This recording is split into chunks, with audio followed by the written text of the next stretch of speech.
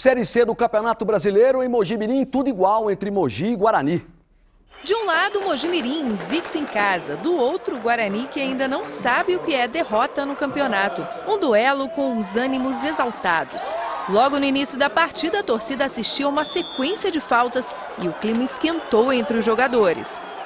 O Sapão da Mogiana teve mais oportunidades, mas sempre esbarrava no paredão da zaga bugrina. E se não dava para furar o bloqueio, o jeito era chutar de longe. Mogi-mirim perdeu muitas chances, como esta. O Guarani também arriscou de fora da área. Mas os gols só vieram no segundo tempo. Logo no início da segunda etapa, Juliano, goleiro do Bugre, teve uma indisposição e foi substituído por Léo. A equipe do Guarani entrou melhor e Fumagalli, em uma cobrança de falta, quase fez o primeiro do jogo. Ney Paraíba não deixou barato e também quase marcou para o time da casa.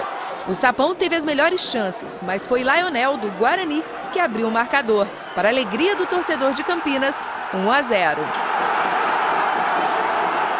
Em seguida, o Mogi-mirim acabou com a invencibilidade da zaga do Bugre. Gilberto empatou 1-1.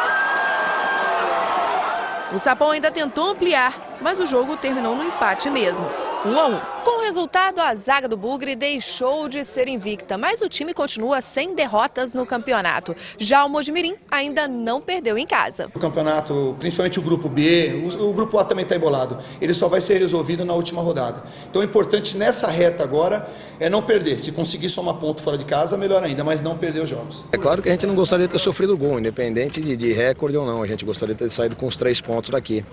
Mas não é a questão de sequência sem tomar gols que pesa pra gente. A gente quer conquistar a classificação o quanto antes, isso que é o mais importante. Resultado muito melhor para o Guarani, que segue invicto e segue líder do grupo. Ruim para o Mogi-mirim, que segue fora do grupo dos 4 primeiros colocados. O Mogi é o 5º colocado.